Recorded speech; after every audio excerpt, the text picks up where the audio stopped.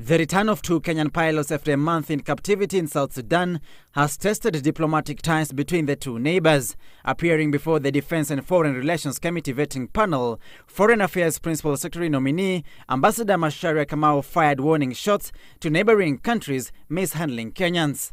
No Kenyan should ever have to go through that, and especially not with our neighbors. I'm pretty emotional about this because I believe this is something where we have to have a quid pro quo. You do something to a Kenyan and there will be consequences. Kenya has now been compelled to issue a travel advisory to South Sudan due to frequent cases of kidnappings of Kenyans in that country.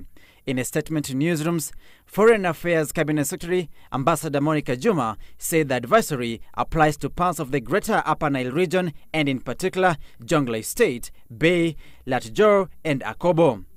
Also cited in the advisory are parts of Meiwut, Eastern Nile, Boma, Yei River State and Northern Liege.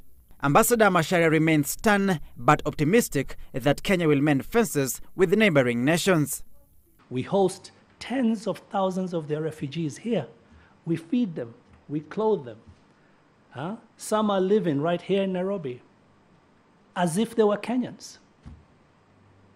And when somebody has the mishap, as happened with the two captains, and then they're treated that way, it's just unacceptable. We won't stand for this, at least not as long as I'm permanent secretary. As such, at least 300 Kenyans are in different jails across the world, while Kenya is holding over 2,000 foreigners. I, Major General Gordon Odemo Kihalangwa. Meanwhile, Immigration and Border Control Principal Secretary nominee Gordon Kihalangwa insisted that while deported NASA crusader Miguna was Kenyan by birthright, he lost it by acquiring a Canadian passport at a time Kenyan laws restricted dual citizenship. Birthright, yes, he was born in this country, but other status that qualify him to be a citizen, he had negated. He had all the opportunities to reclaim back, and for sure, that is a process that can be done. And all these things are in the interest of national security.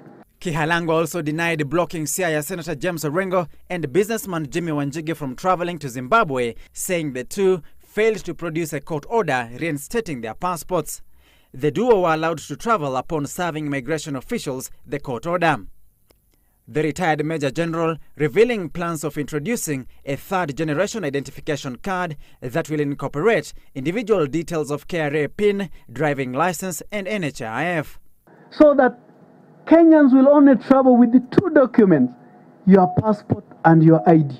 Former Coast Regional Coordinator Nelson Marwa vowed to dismantle cartels within the Special Programs Department if confirmed as Devolution Principal Secretary. Why must we have 3 contractors supplying relief food in the whole country? Kirinyaga huko tunakuwa na kina mama wako na kodisha marori, wanasomba relief food, vijana. And that's what we call creating wealth, taking wealth to the hands of Kenyans.